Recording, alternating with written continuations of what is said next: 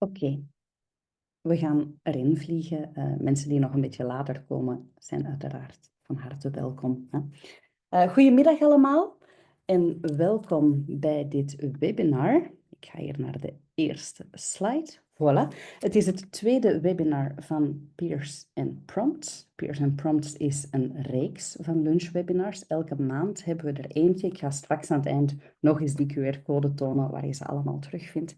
En we komen samen om het over AI te hebben, om elkaar te inspireren over het gebruik van AI in het hoger onderwijs. And this will be a bilingual session today, a talk in Dutch, a talk in English, so I will also switch it up a little bit.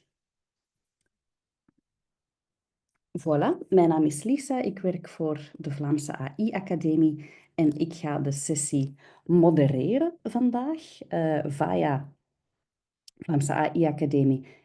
Organiseert deze webinars samen met de VLIR, de Vlaamse Interuniversitaire Raad, en ook samen met de 5 Vlaamse universiteiten. En onze sprekers vandaag, je kunt ze ook al in het mini zien staan, denk ik, maar hier zie je ze nog eens op de slides, zijn Frede Bakker en Eva Blondeel. Frede Bakker is associate professor of universitair hoofddocent liever aan de VUB in Arts Education. Eva Blondeel is postdoctoraal onderzoeker in Accounting Education aan de UGent. Waar gaan zij het vandaag over hebben? Wel, eerst komt Free aan het woord. Free gaat het in het Nederlands hebben over AI-ondersteunde feedback aan studenten, over papers, over thesissen. Daarna komt Eva in het Engels aan het woord over GenAI voor kwalitatief onderzoek. So we will start with a talk 20 minutes in Dutch by Free, then we have a talk by Eva. We have the 2 talks first, and then we have a Q&A session at the end. How does this Q&A session work? I'll say it in Dutch in a minute. At the bottom of your screen, you have a regular chat, a text balloon, but you also have this little text balloon with Q&A in it. And that's the excellent tool to ask your questions during the talk. En dus tijdens de praatjes, als er een vraag naar boven komt, kan je die via die Q&A-knop onderaan, kan je die stellen. De sprekers gaan gewoon door met hun praatje, maar aan het eind gaan wij dan die Q&A, dat veldje openen, gaan we die vragen bekijken, gaan we die stellen aan de sprekers. I suggest you ask your question in the language that you would like to have it replied to. Ja, dus we verwelkomen vragen in het Engels en in het Nederlands. Je kan ook mekaars vragen upvoten, daar nog extra commentaren op geven. Dus dat is wel iets levens en iets handigs. Deze sessie, dat is het laatste wat ik ga zeggen voor ik het woord geef aan professor De Bakker, aan Free. Deze sessie wordt ook opgenomen. De leden of het publiek gaat niet zichtbaar zijn, ook niet wat jullie zeggen. Ik ga zichtbaar zijn, de sprekers gaan zichtbaar zijn en de slides. En dan achteraf worden deze presentaties ook gedeeld via de website van VAIA. Oké, dan stel ik voor dat professor De Bakker zich klaarhoudt. Free, ik ga stoppen met presenteren en dan kan jij je slides tonen. So now I give the floor to Professor Free De Bakker for a talk in Dutch.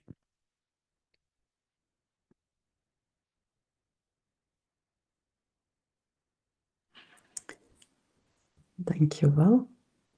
Ik ga even mijn presentatie klaarzetten. Normaal gezien zien jullie nu de PowerPoint. Ja, is perfect. Oké, dankjewel.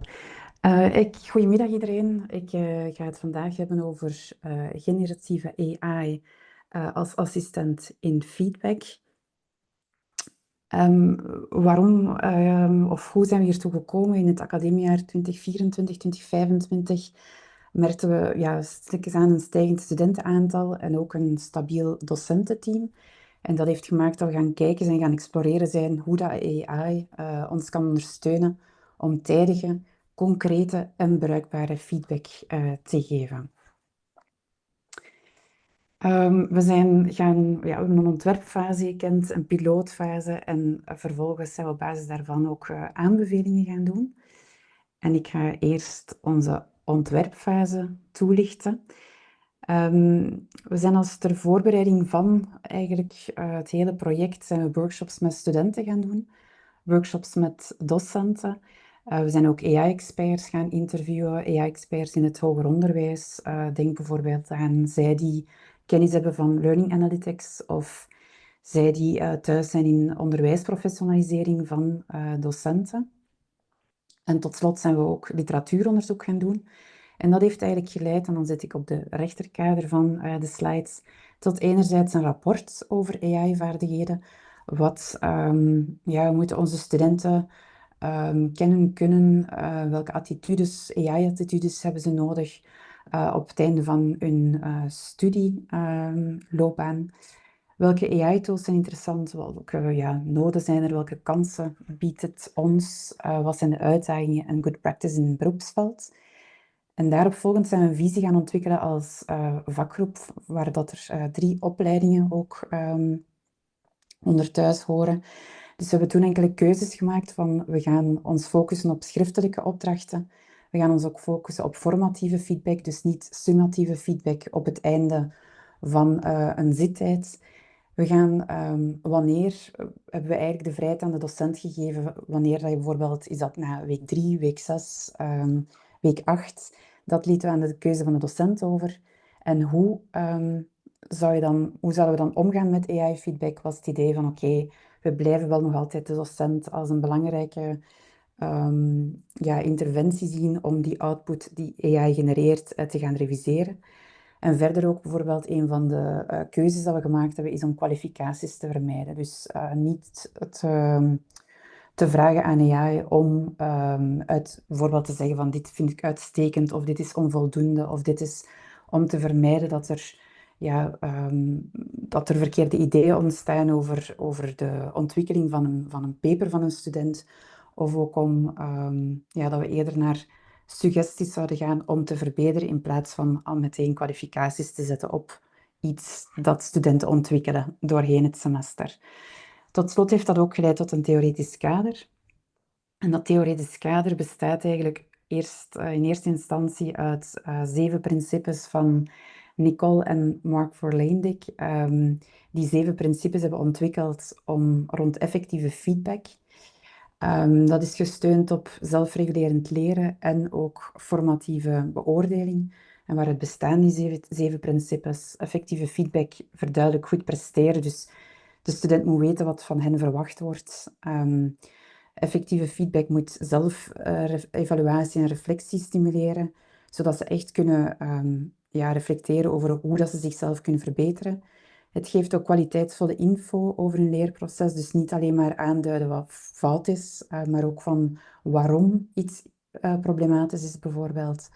Het bevordert ook de dialoog tussen docent en student, dus echt dat er kan gaan bediscussieerd worden hoe dat de student voortgang kan maken. Ten vijfde is ook effectieve feedback versterkt motivatie, dus nadruk op inspanning, vooruitgang, wat een verhoogde motivatie genereert. En het helpt ook de kloof tussen de huidige prestatie en de gewenste prestatie dichten. Dat is belangrijk aan feedback, zodat het echt kan verbeterd worden. En het verschaft ook docenten info om onderwijs vorm te geven. Dus het licht ook toe waar dat uw hiaten zitten in bijvoorbeeld onduidelijke instructies of hiaten in het begrip van de studenten waaraan je les hebt gegeven. Vervolgens hebben we is Venter et al. Het is een open access artikel. Jullie zien onderaan de slide ook de referenties staan, dus dat kan geraadpleegd worden online. Die hebben die 7 principes van Nicole en Mark Verleendijk eigenlijk gaan toepassen op AI-gebruik in hoger onderwijs, omdat het echt het doel was om ze hadden een prompt ontwikkelen dat ook aansluit bij gevestigde onderwijsstrategieën. Dus het resultaat is de prompt die jullie rechts op jullie scherm zien, dat eigenlijk als basis diende bij ons om aan de slag te gaan. Vervolgens zijn we dat gaan afstemmen op onze onderwijsvisie. We zijn een co-creatieve workshop gestart met studenten en docenten. En dat heeft geleid tot een prompt dat afgestemd is op onze onderwijsvisie.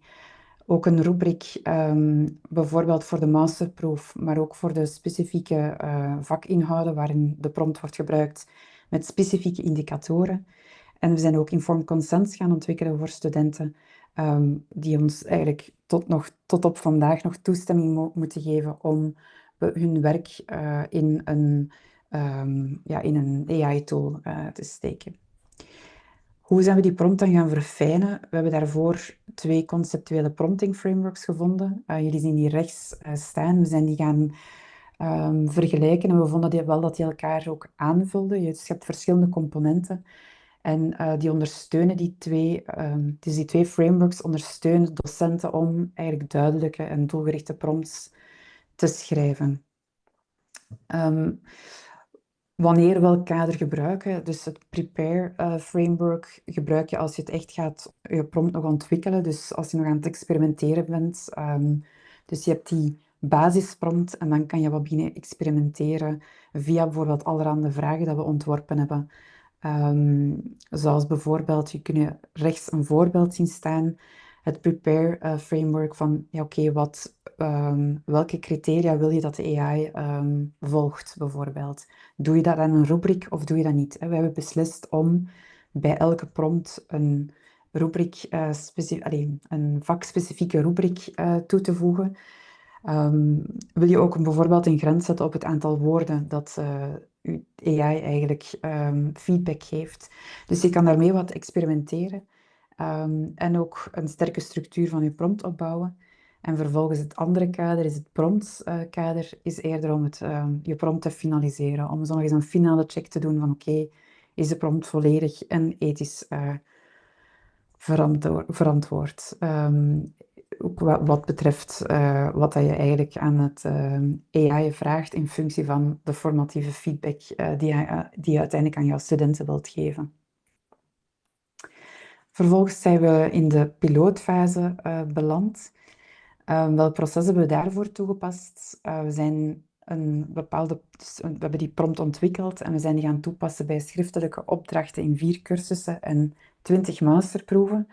Dus je moet eigenlijk voorstellen dat dat dezelfde prompt was, met uitzondering van namen van het vak of de opleiding, het studieniveau. Bijvoorbeeld master was dan, bijvoorbeeld bij thesis was dan master. Relevante info over het vak, bijvoorbeeld denk aan je leerdoelen dat je kan toevoegen, de opdrachtvereisten, een vakspecifieke rubriek en de tekst van de student. Dus dat moest je eigenlijk invullen, maar het overige van de prompt is eigenlijk telkens keer hetzelfde. Voor deze pilootfase hebben we uitzonderlijk aan de studenten de AI-output gegeven zonder human intervention. Dus er kwam geen enkele docent aan te pas vanwege de onderzoeksfase. Ja, we hebben natuurlijk, nadien we wilden eerst kijken hoe reageren zij. Dus we zijn ook interviews gaan doen met 14 studenten. Wat was hun feedback op die output, gebaseerd op de prompt. We zijn ook interviews gaan doen met die 4 vakdocenten en vervolgens ook een terugkoppeling georganiseerd met 7 docenten rond masterproeven. Natuurlijk hebben we telkens, na die feedbackronde, hebben we natuurlijk wel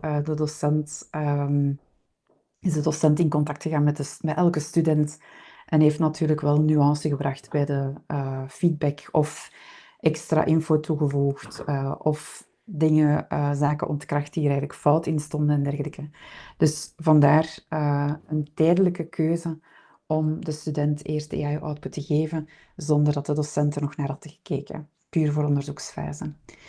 Een voorbeeld van een AI-output dat we hebben gegenereerd, die de studenten dus ook hebben gekregen.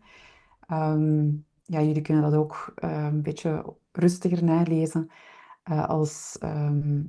De slides komen ook op de website, naast de video. Nu, wat was dan de feedback van de docenten? Het was nog te positief, te waarderend, waar ook kritische nuance nodig was het nog te positief. De rubriek-integratie werd als zeer positief ervaren, maar het moest verfijnd worden. Dus er werd te veel met criteria gegoocheld door AI, in plaats van echt te focussen op concrete verbeterpunten aan de hand van rubriek-indicatoren. Dus dat moest verfijnd worden. De feedback was nog te algemeen of te abstract. En alle docenten vonden het een nuttig startpunt voor een gesprek met de student, omdat het zelfreflectie stimuleert, maar het vervangt tot op heden de docent nog niet. Wat was dan de feedback van de studenten? Het was over het algemeen vonden ze het eigenlijk zeer nuttig. Ze vonden het duidelijk, gedetailleerd en praktisch. Wat ze het meest waardevol vonden was de verbetersuggesties die AI eigenlijk aangaf.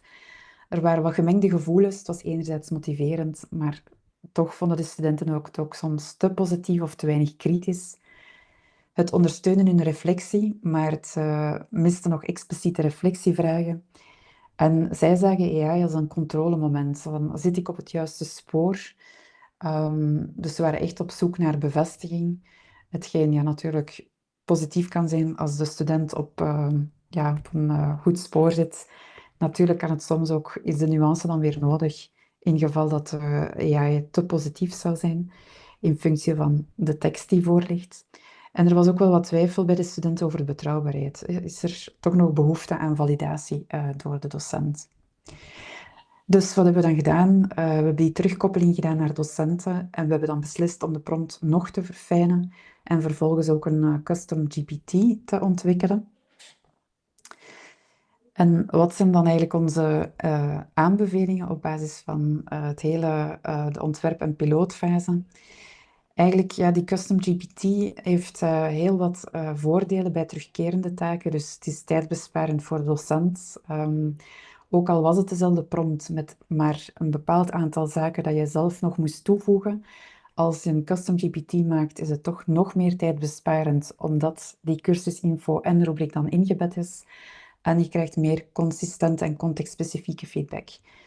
Dus ik heb hier een aantal stappen opgelijst die zeer belangrijk is. Dus ga naar die link die hierop staat en start een conversatie. Gebruik de prompt die je ontwikkeld hebt en ook de rubriek. En gebruik ook voor de voorbeelden van formatieve feedback. Maar vergeet ook je custom GPT niet te begeleiden in welke rol die voorbeelden moeten spelen. Dus niet zomaar om te vermijden dat hij gaat hallucineren met bepaalde voorbeelden, is het echt vooral belangrijk dat je de GPT eigenlijk leert om wat dat hij met die feedback of wat dat hij met die good practices moet doen.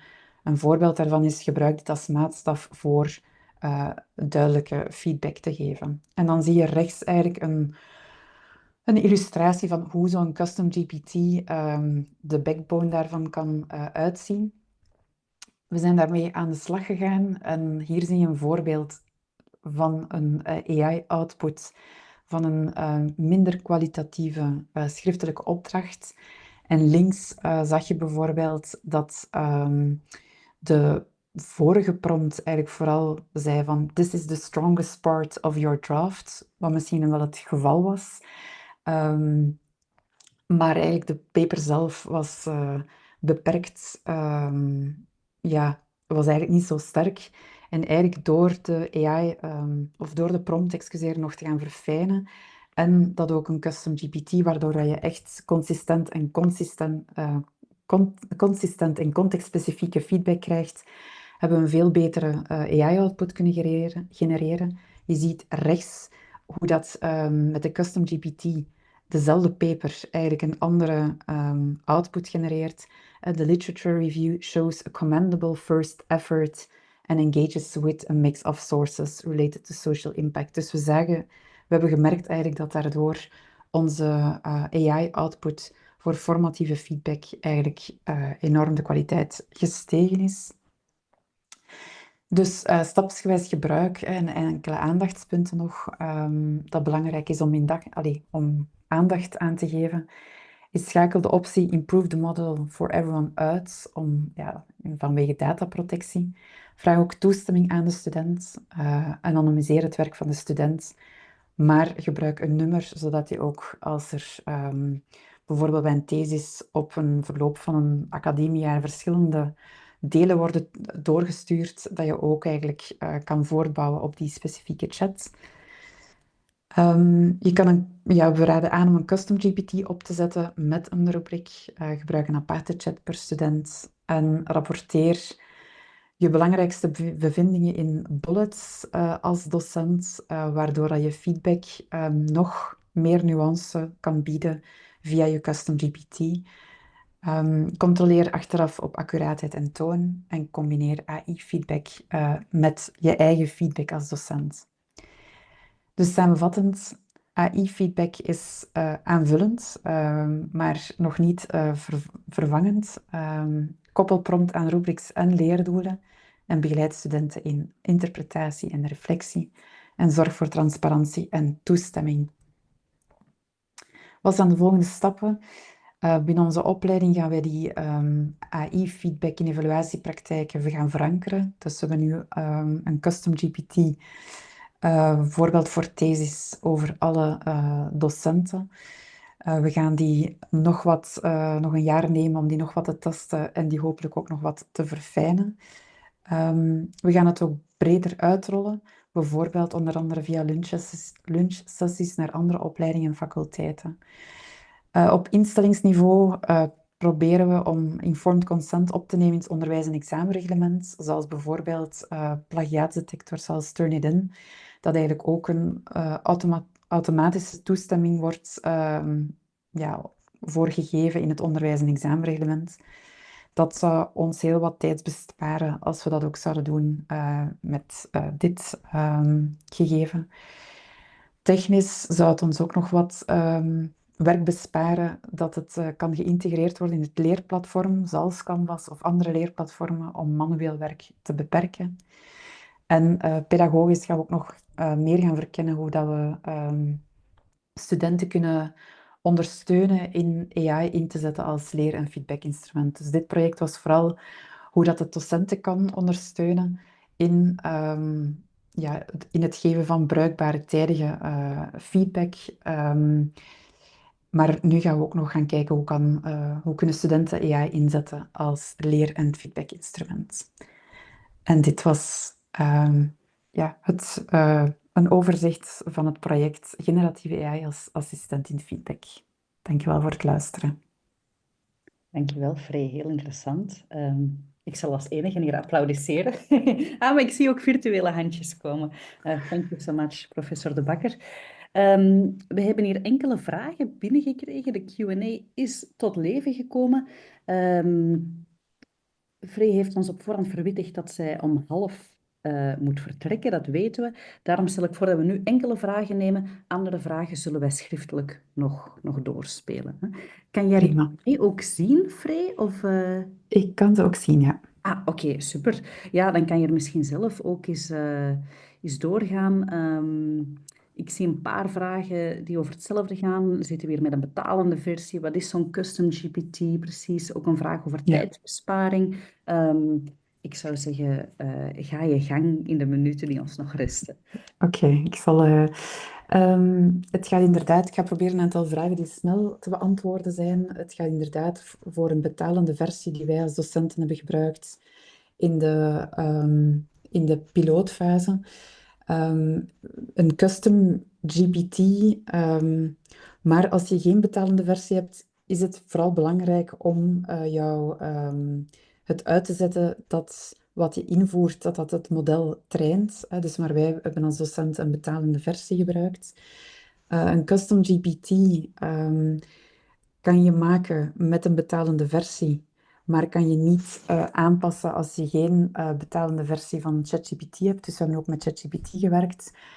Dus bijvoorbeeld de custom GPT die ik heb aangemaakt, kan ik wel delen met bijvoorbeeld assistenten of onderzoekers die dan daarvan gebruik maken, die bijvoorbeeld geen betalende versie hebben. Dus die kunnen daarvan gebruik maken, maar die kunnen zelf geen custom GPT aanmaken als die geen betalende versie hebben. Ook bijvoorbeeld als je in een team bent, dat geeft je ook veel meer, wat wij tot op de dag van vandaag nog niet zijn binnen onze vakgroep. Dat is een grotere kost. Als je een team bent, dan kan je eigenlijk ook als team die custom GPT gaan aanpassen. Dus eigenlijk als je geen team bent, dan kan je wel custom GPT's doorsturen naar andere collega's, die dat dan jouw custom GPT kunnen gebruiken, maar die kunnen die niet aanpassen. Dus daarvoor moet je een team aanmaken. Dus er zijn wel een aantal zaken. Dus voor als je een custom GPT voor je vak aanmaakt, hoef je in principe geen team te zijn. Als je over masterproeven, zou dat handig zijn, omdat je natuurlijk, maar dan moet je elkaar natuurlijk heel hard vertrouwen, want van zodra dat je iets aanpast, past het dan natuurlijk ook voor iedereen aan in de back-office van je custom GPT. Ehm, wat is een custom GPT? Het is vooral eigenlijk om terugkerende... dat is eigenlijk een soort van... in plaats van dat je elke keer een prompt in een specifieke chatsessie opnieuw moet genereren, maak je eigenlijk een aparte plaats waar eigenlijk dezelfde prompt met de rubriek en dergelijke al in zit, waar dat je eigenlijk gewoon naar kunt toegaan. Nog gewoon iets van de student kunt in uploaden en eigenlijk altijd dezelfde prompt en altijd dezelfde rubriek gaat gebruiken om feedback te geven op datgene wat dat je ingeeft. Dus is dat een goede vraag van Nele? Ik weet niet meer juist, want de vragen zijn aan het oplopen, dus ik weet niet meer. Het was misschien niet Nele, mijn excuses, maar Michiel, in welke mate is er tijd uitgespaard? Michiel, deelaars. In de, in de pilootfase, niet veel als ik eerlijk mag zijn, maar van zodra... we zijn het ook nu eens aan het proberen of dat het toch ook wel iets voor summatieve feedback iets kan tijd besparen. Dus eerder op het einde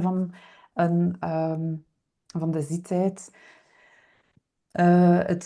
Het bespaart tijd als je bijvoorbeeld, als je de paper diagonaal doorleest, al een aantal ideeën hebt en dat daar insteekt, dan krijg je wel feedback die eigenlijk dat je zo zou kunnen doorsturen als student, om eigenlijk ervoor te zorgen dat die oppervlakkige feedback die je bijna bij elke student opnieuw en opnieuw moet geven, dat die eigenlijk gegenereerd wordt door AI en dat je eigenlijk kan focussen op de diepgang en op vragen die de student al heeft voorbereid op basis van de AI-output die dan zij al gelezen heeft, bijvoorbeeld.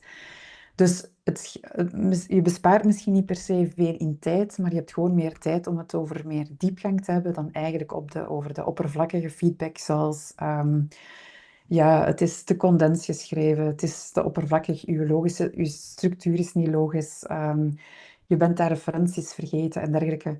Zo'n zaken haalt AI er wel uit. Dus ja, Michiel, je kan het vooral meer over diepgang hebben met de studenten. En ik denk, Frederik, dat het ook wel klassiek is, hè, bij de opstart van een nieuwe werkwijze of een nieuw systeem, dat in het begin er eigenlijk geen tijd wordt uitgespaard, omdat dat Ja, dat tijd klopt. kost, maar Ja. hopelijk op langere termijn wel. Wij gaan stilaan moeten afronden, Frederik, maar ik heb even gekeken welke vragen er een paar keer nog terugkomen. Wat terugkomt is, kan dit ook in iets anders dan ChatGPT of OpenAI? Ik denk het wel. Op zich Ja, is het niet tool gerelateerd. nee, En effectief. Ik weet ook custom GPT's, dat kan je perfect ook maken in bijvoorbeeld een Copilot of zo. Maar ik zie het een paar keer terugkomen. Het hoeft ook niet de betalende versie te zijn per se, hè. nee, het hoeft niet de betalende versie te zijn, maar je moet wel uitzetten voor de beveiliging van de data dat het gebruikt wordt om het model te trainen. Dus blijft wel belangrijk. Dus mag het voor de VB, zie ik ook als vraag. We zijn in continu overleg met onze dienst kwaliteitszorg. Dus die kijken nauw op ons project toe. Hm. Dus die informed consent zijn nog altijd van cruciaal belang. Als een student vandaag de dag ons geen consent geeft, mogen wij hun werk niet gebruiken om een eerste feedback te genereren. Al de rest is afgestemd en is mogelijk. Dus geef ons wel toestemming, mogen we aan de slag gaan met de betalende of met die versie die niet wordt gebruikt om het model te trainen. Hm. Wat ik ook nog zie terugkeren, misschien kan je dat ook gewoon in geschreven vorm beantwoorden, Free. Verschillende mensen vragen ook of ze aan jullie voorbeeld aan kunnen, aan die custom GPT, of misschien aan een publicatie of zo hierover. Als er iets is wat je hier rond kan en mag delen, kan dat misschien wel fijn zijn om dat ook in de Q&A of in de chat te delen. Wel, als ik daar nog juist, Lisa, op mag reageren. Dus, wij gaan, alles wordt afgerond midden december. Dus we hebben inderdaad we zijn een teacher guide aan het ontwikkelen. Dus op zich is die feedback of die finale prompt, de link staat ook in de slides en is open access. Dus je kan de prompt niet alleen de finale prompt van Venter et al. Kan je niet alleen in slides vinden, maar kan je dus ook via de DOI online opzoeken. Het is open access. En dan onze prompt zal nadien ook gedeeld worden via een teacher guide, via de VUB. Nu, als de VUB beslist omdat dat ook kan gedeeld worden, dan heb ik daar ook geen, breder dan de VUB, dan heb ik daar ook geen enkel probleem mee. Wat niet wil zeggen, denk ik, dat het belangrijk is dat die finale prompt goed bekeken wordt. Staat je daar als team achter? Allee, sluit het aan bij jouw onderwijsvisie? Ehm, ja, ik denk dat waarschijnlijk iedereen heel snel van zal zeggen van oké, dat sluit aan, maar kijk er toch eens aandachtig naar dat je daar als team ook zijn van achter de eigen staat. instelling ook en het eigen Ja, team. Ja. klopt, inderdaad. Dan ga ik de Q&A voor Free hier afronden, omdat het tijd is voor Eva en ook omdat Free er vandoor moet. Vragen die hier nog in staan, die nog niet beantwoord zijn, die zullen wij doorspelen aan Free, Ja, als dat oké is voor jou. Dan helemaal gaan oké. er mogen er nog binnenstromen en we gaan die dan later doorspelen. I will switch to English now. Thank you once more to Professor De Bakker. Thank you so much, Free. Our next Thank speaker you. is Eva Blondeel. She will be speaking in English, hence this switch. Before I give the floor to Eva, just a reminder once more, if you would like to ask your question, please do so not in the general chat because the speakers cannot see it, but in the Q&A chat. It's also a text balloon, but with a question mark in it. If you're on LinkedIn, you can also ask your questions somewhere on LinkedIn. I cannot see you, but my colleague David has his eagle eye on it, and he will then post your question in this Q&A. Some people were raising their hands. That's super fun, but we cannot do any. We cannot let you speak. So if you have something to say, please do it in the chat, or if it's a question in the Q&A, and then we will address it. Eva, please start sharing. All right. Screen or your slides. We are ready for you. Yes, I think now you can see. Oh, wait, I see it in presenter mode. Yeah. Wait, just 1 second. Wait, I will switch. Wait, I'm gonna quickly do it again. Sorry, I had to press the other button. Wait, I need to close this and share again and swap this. Yes, now I think you see my current version. That's okay? Perfect. All right. Thank you, Lisa, for the introduction. And hello, everyone. So today I will talk about sharing some insights, some best practices on how that we with our research team have used ChatGPT as a secondary coder within qualitative research. So today I will talk about a paper that we have published on that. It's a methodological paper. We published that last summer. So if you want to, it's really a methodological practical guide with all the prompts in it on how that we have used ChatGPT as secondary coder. So if you want to consult it, you can scan this QR code or just Google it and go to the journal website. But today I will walk you through it and I will explain the reasoning behind all the choices that we made. And of course, I also need to say we started working on this project when ChatGPT was released to the broad public, November 2022. So it's already a while ago. And of course, because everything changes so quickly, today I also need to say, like, with the information we have today available, the tools that we have available today, we would make different choices. So I will also elaborate on that, like if we need to do it again, this project today, what changes would we make, etc. So, but this is a published version that you can consult so that you have all the prompts, but I will also share them with you today. So first of all, a little bit more background of this project. So this project actually is like more of a fun side project that we started. based on a different study. It was on a study, so I'm in accounting education, where we did a qualitative study on why do our accounting students procrastinate. So that was like the main research question that we had in our research project. And of course, to study a why question, qualitative research is a very appropriate research method to conduct. So we conducted interviews with those accounting students to answer that question.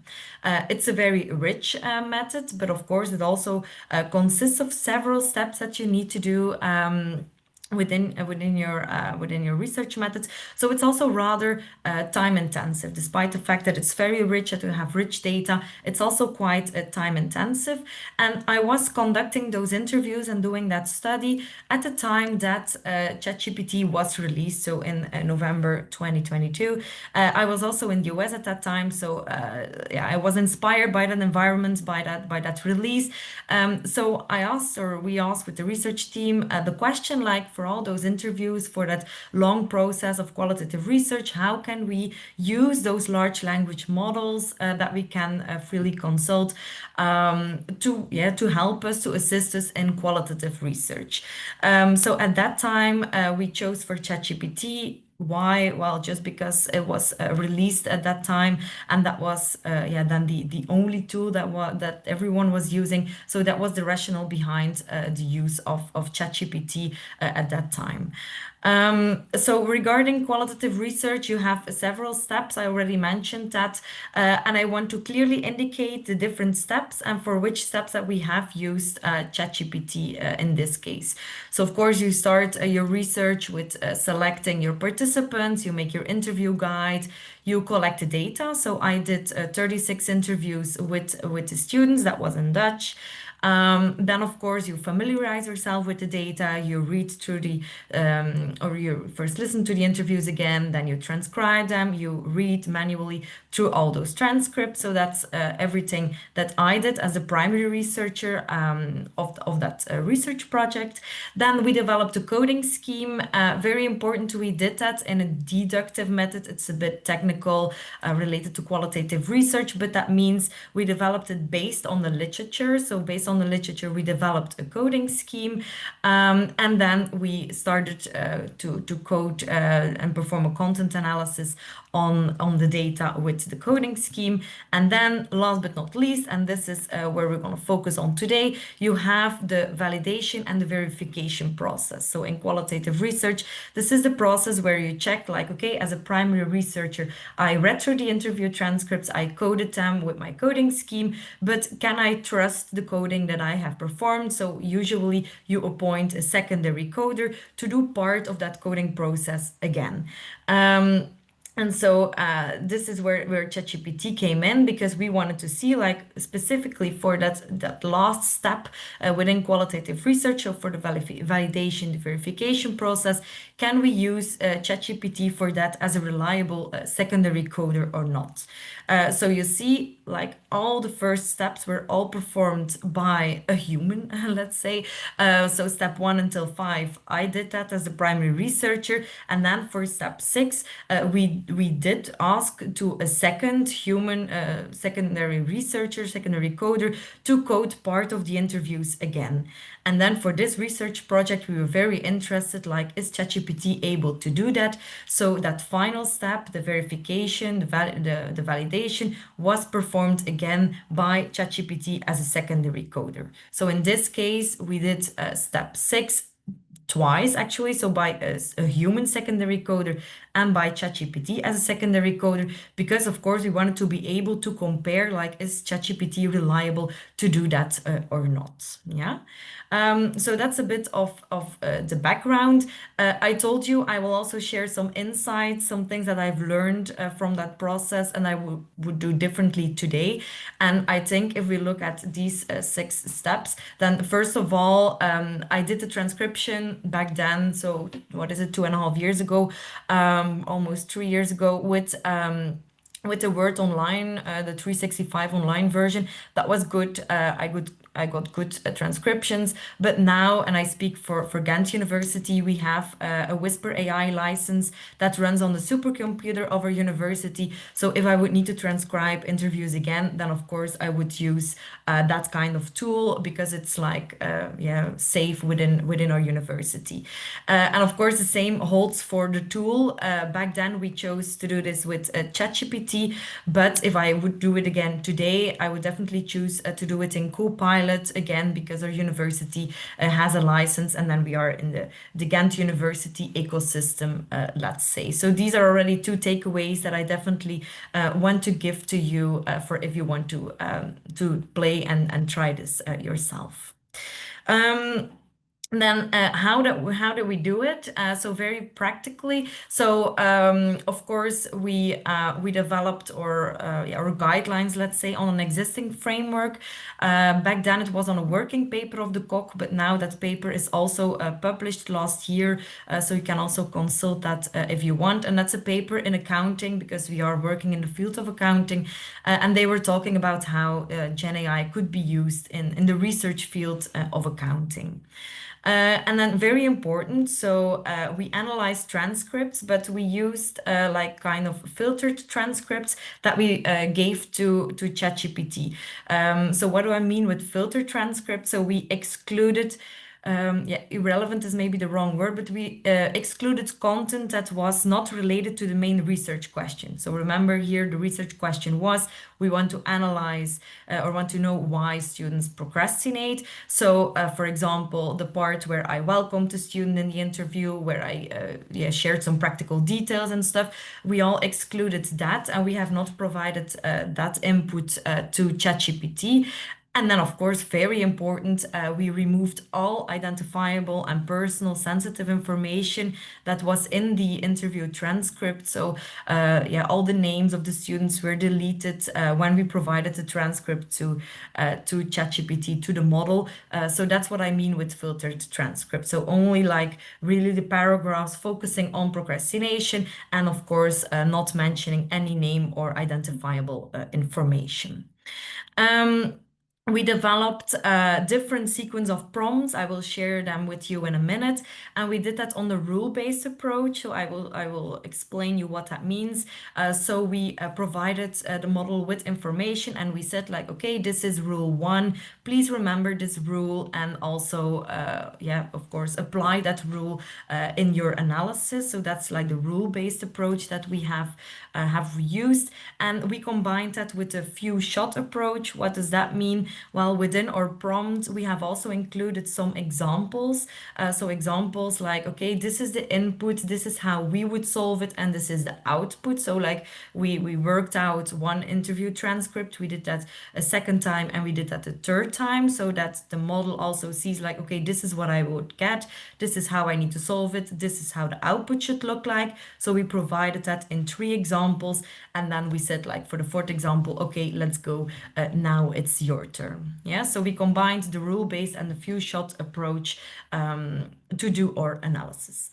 And now I think you're all very interested in all the different prompts that we have used to perform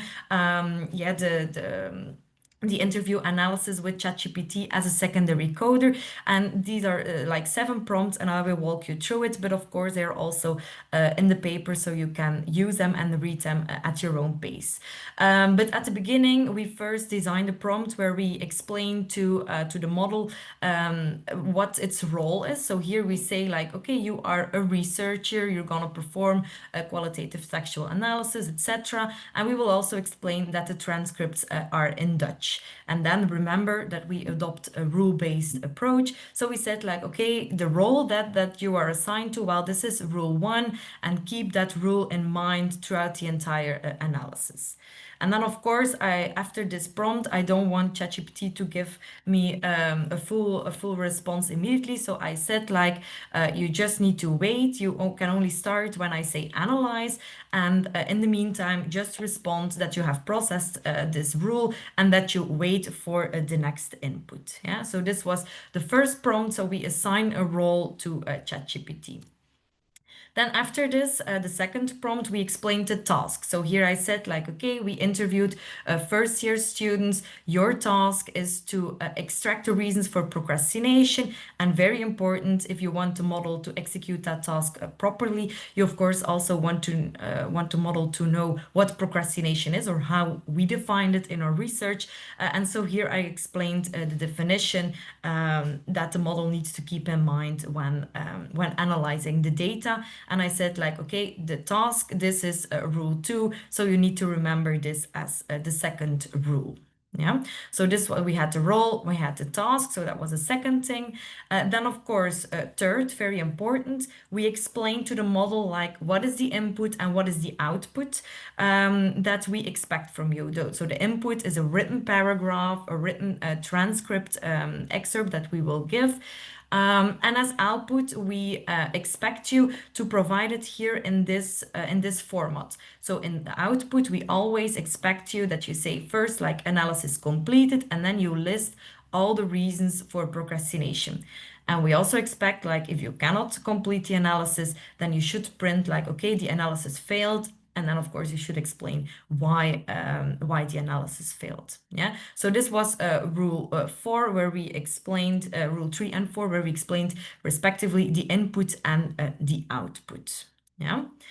Then, if we go on to the prompt number 4, I said like we have not only adapted or the rule-based approach, but also the few-shot approach. And so this consisted of the 3 examples that we provided the model with the input, and then how we would solve it, which output we would give as humans, let's say.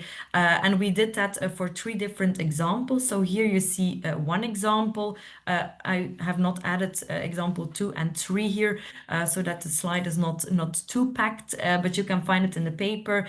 So what we have done, we provided the first example. So example here, we put in the first example interview transcript, and then we said like, okay, if we need to solve it, we would say analysis completed, and then here we list several reasons from that interview transcript why that student procrastinated. Yeah, so we did that for 3 examples. So that was prompt number 4. And then in prompt number 5, it's the real deal. Let's say we said like, okay, you have the 3 examples. Now let's do it yourself. So now let's analyze the following interview transcript. So here we provided a new interview transcript, and then we said the magic word like analyze. Yeah, and as of when we said like analyze, ChatGPT started analyzing the interview transcript and came up with all the different reasons for that sample student 1 in this case, with all the reasons why student 1 procrastinated. Yeah, so here we have all the reasons. So that was already quite good. But then of course we want to link that to the coding scheme that we have developed, and that's what we are gonna do in prompt number 6. So I explained to ChatGPT like, okay, very good, thank you, but I also have developed a coding scheme, and now I want you to list all the reasons that you have extracted to the different codes in the coding scheme. But of course, also very important, if you think that there is no code in the coding scheme applicable to a certain reason, you should also mention that, and you should say that we should develop a new code, and you should explain me why that is and which code that should be. Yeah. Here I explained high level the coding scheme. So we had 3 different categories, etc. So that's technical related to the research project itself, but we explained the coding scheme, and then I received from ChatGPT the different reasons. So here number 1, number 2, and then it goes further. So these were all the bullet points extracted in the previous prompt. And here ChatGPT links that first reason for procrastination to our coding scheme. So you see, for example, number 1 is linked to the category course specific. It's a task related characteristic in the course, and it relates to the fact that students think that the assignments are quite difficult. Yeah, and so that was done for all the reasons that were extracted separately. All right. And then, of course, the final prompt, and almost at the end, I'm keeping an eye on the time. But for the final prompt, what is very important in qualitative research when you do it with a primary and secondary human coder is, of course, you code independently, but then you're going to discuss your coding. And that's also what we try to do with ChatGPT. We had a look like, is ChatGPT able to do that or not? So for all the differences that I had in the coding compared to the coding of ChatGPT, I designed a prompt and I said like, okay, for example, in this reason, you coded it in manner X, but I did Y. Like, why is that? Can you explain me? And feel free to agree or disagree. And then a whole conversation started with ChatGPT explaining its reasoning. So here you see only a part of it, like explaining its reasoning on why it had coded it a certain way or not. Yeah, so you can read that in the paper in full. So there we have one discussion that we have entirely reported on. But here we go back and forth until we reach some agreement.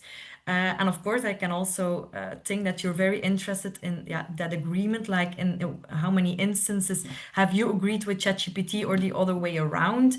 So that's why I wanted to share these figures with you. So for example, when we use ChatGPT as a secondary coder, in 62% of the instances, the differences were solved by ChatGPT adjusting its code. And when we did that with the human as a secondary coder, we saw that this was in 56% of the cases.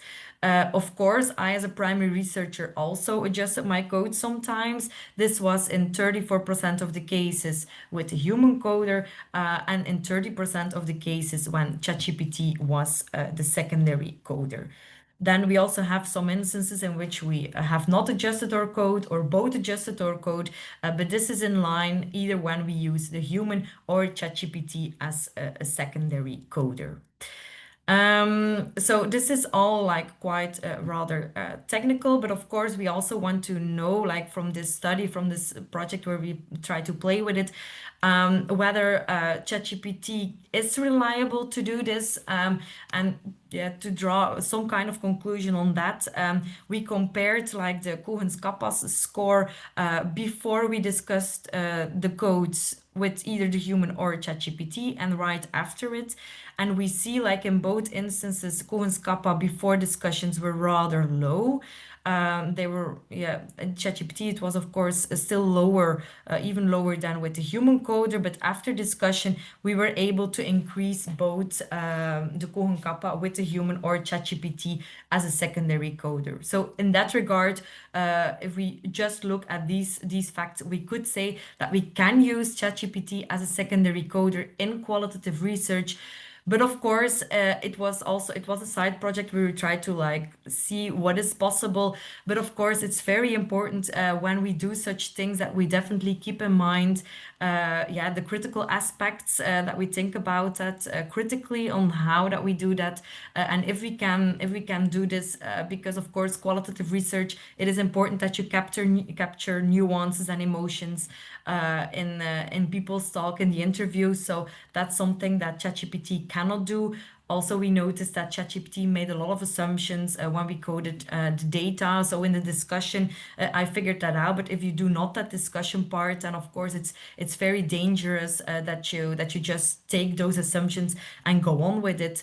And of course, we can discuss that in the Q&A in more detail. But privacy-wise, we definitely need to take that into account and take some measures, to do that in a safe environment. What did we do back then? We used the temporary chat for all those analyses.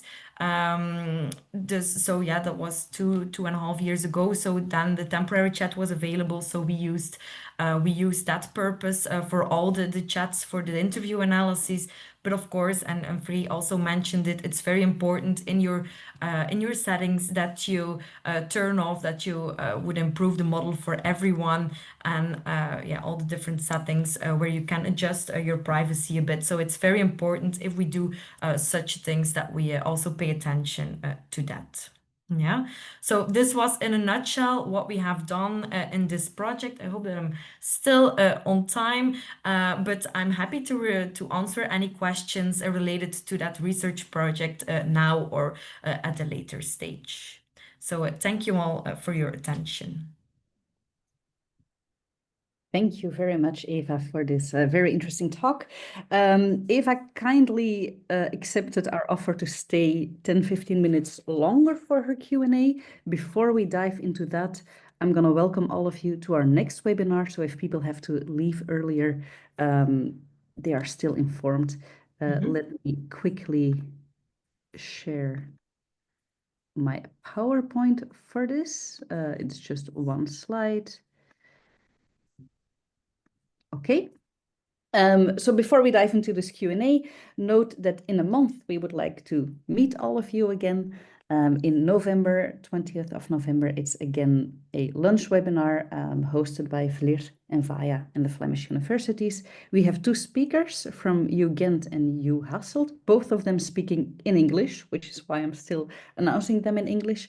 Dr. Maxime van Haverbeke will talk about vibe coding, and Professor Gustavo Rovelo Ruiz will be talking about teaching in GenAI times. So do put this in your calendar. If you're not good at calendars, don't worry. Vaya has got you covered. You can subscribe for our reminder, and then we will do that. So I hope to see you again next week. We will dive into the Q&A, but let me thank Team Vlir again, Team Vaya, and of course, Frey and Eva for your wonderful talks. Now, Eva, thank you so much for agreeing to stay a bit longer. I will open your Q&A now. Oké, we gaan nu naar de Q&A voor Eva. Dus Eva kan wat langer blijven.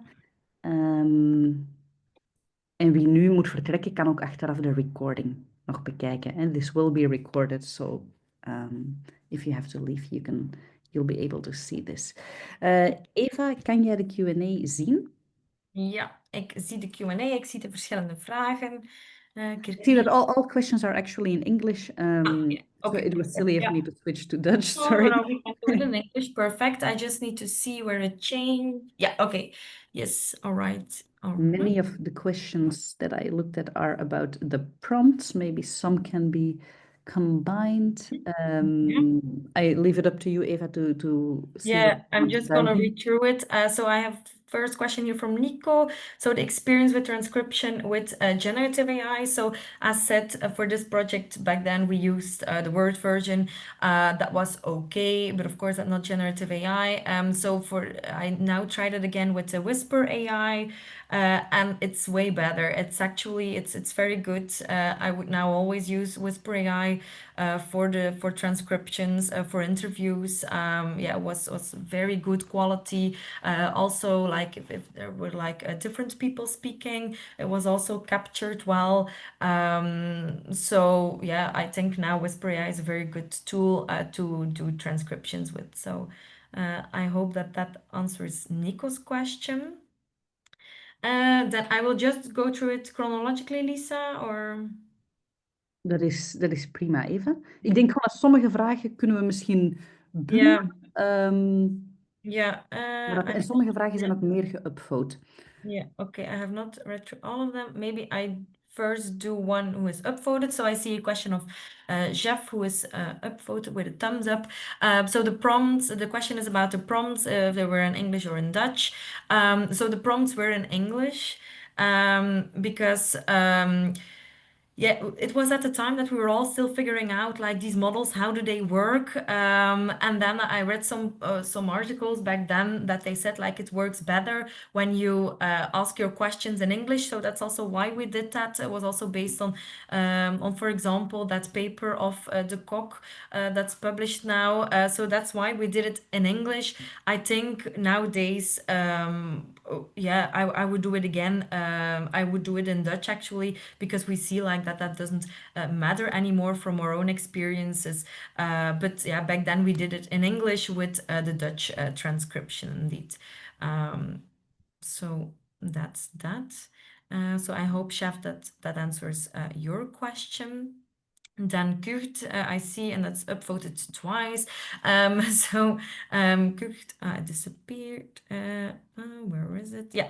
So have you used, why have you used different prompts, not one big prompt? It's because of the rule-based approach that we have so many different conditions, so many different steps, let's say, that the model needs to follow. And if we do it all at once, so we started with that, then it was not performing at all, not performing well at all at that time, of course.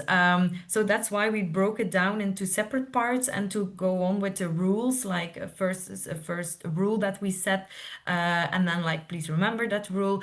So that's why we split it up in the different parts, because it just performed better. It's also like the model that still holds today. It all reads everything at once.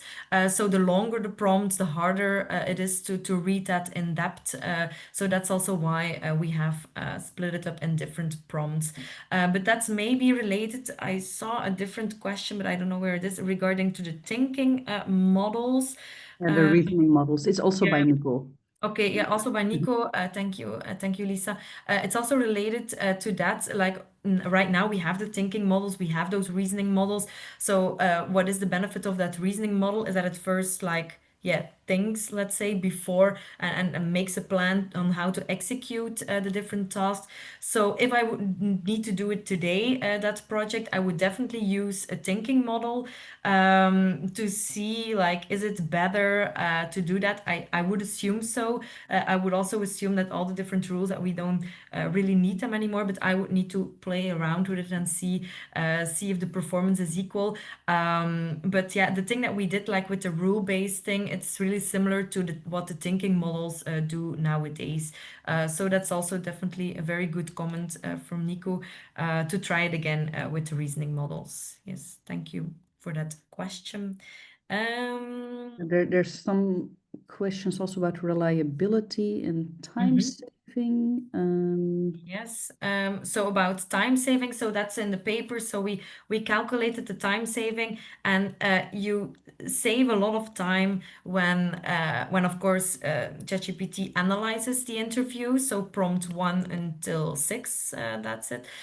So there you save a lot of time. So it was in the calculations. ChatGPT only needed 3 minutes to go through all the prompts and one interview transcript, whereas the secondary human researcher needed 45 minutes, because of course you need to read through it, you need to familiarize yourself with the coding scheme. It takes a while.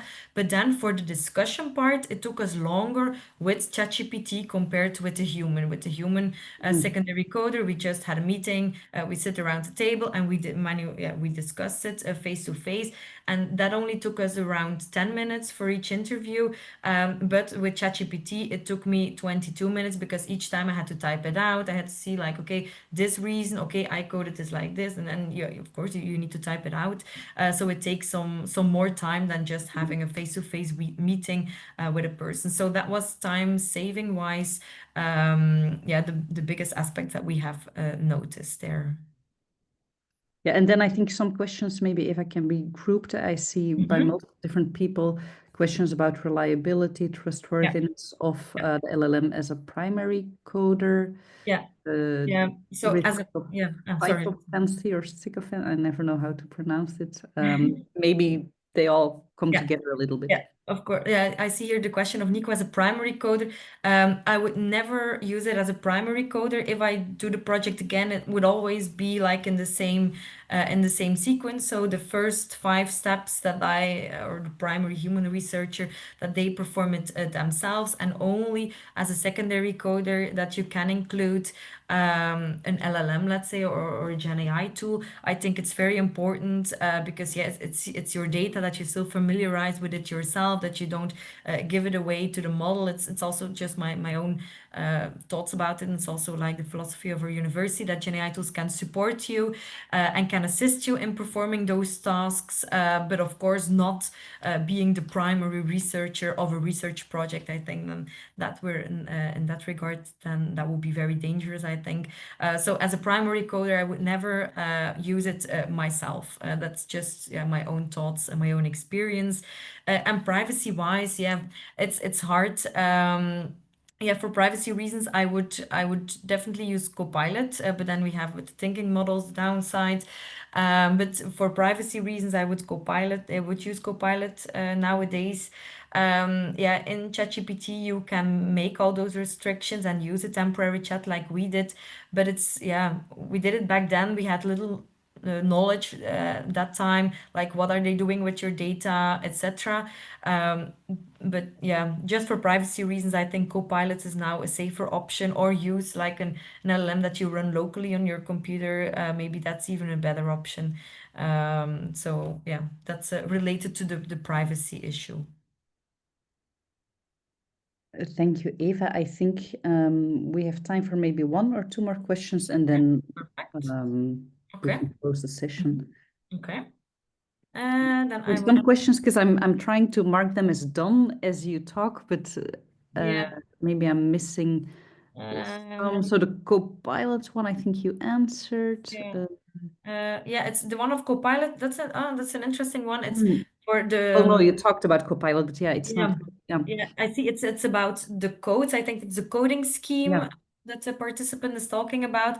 So that's an interesting one. So that's I highlighted. We use it for a deductive approach. What does that mean? We developed a coding scheme really based on the literature. So it's the opposite of inductive coding, where you just like let the codes grow from your data, let's say, if I can put it like that. But in deductive coding, we started from the literature. We developed a coding scheme based on that. So it's based on an already predefined framework that we have adjusted a bit. So I think so in that regard, I would always, as a primary researcher, first familiarize with the literature, make your coding scheme based on the literature.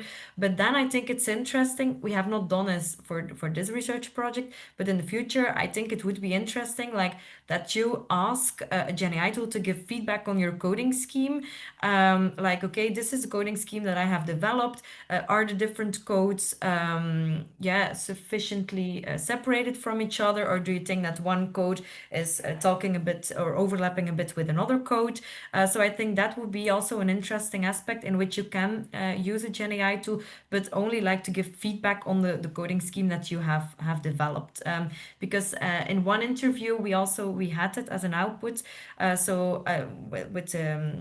When I asked ChatGPT, like link the different reasons to the code, then in one of the 9 interviews, ChatGPT said like, okay, but I think in your coding scheme, like I would link that reason to this code, but I feel like this code also like talks about the same thing, so I would combine those codes. So one time I got that suggestion from ChatGPT, so I think that it's also a nice way, a nice use case to try and see if a GenAI tool is able to provide good feedback on how that you have designed your coding scheme yourself. So I hope that answers that question. Thank you, Eva. I think there was also this answers both the last question by a user with a difficult name code. Yeah, And also Nico, one of the first questions was by Nico, also about coding. okay. Yes, that's the creation, I see. Yeah, with and then the primary coder ones, that's multiple questions that are upvoted a lot, but you answered them, so I'll mark them as answered. How would you write the same prompts differently today? You also talked about that. Maybe one interesting aspect is from an anonymous attendee, like replicate the code. We'll take that as the last question, Eva, if that's all right with you. Yeah, or if you want a different one, it's just... No, it's up to you. I'm just thinking of timing. Okay, yeah, maybe then that's the last one. So will journals accept that? So just sharing based on our own experience with this paper, for example. So this was just, as I said, like a fun side project. That came out of the other main study that we're performing. And there we noticed that actually like US journals are quite receptive for such studies, and they were enthusiastic. That's also a journal where it's published, and it's US based. And we saw that European journals are more reluctant right now for such papers. So they have more more privacy concerns, more questions about how that we have adopted that methodology. So will journals accept that? I think it's yeah. Based on our experience, I can just say like it's more region-based, and of course, but that's important for all of us. You need to keep in mind the privacy issues. You need to perform it in a very good way. You need to obtain informed consent from the participants. So that's very important if you want to use it and to publish on that or with that methodology. So I hope that answers that question. Thank you so much, Eva, also for sticking around a bit longer. The Q&A was alive and kicking for your talk. People who still have unanswered questions, I said before that we would send them to Eva and Frey. I'll come back to that a little bit because we don't have everyone's email, so it's not always possible. So if you want your question answered, please feel free to forward it to Eva or Frey via email. Take an answer. To end, I will share this slide again. To welcome you at the next session or sessions. So next one, 20th of November. We will close the session here. It'll still remain open for a couple of minutes, so you can take a look at the website at the QR. Thank you so much, Eva. Thank you so much, Frey. Thank you, Vlir en Vaya. And thank you to everyone in the audience. Dank u wel om er weer bij te zijn. De recordings die komen later nog online. En we hopen jullie volgende keer weer te verwelkomen. Dag.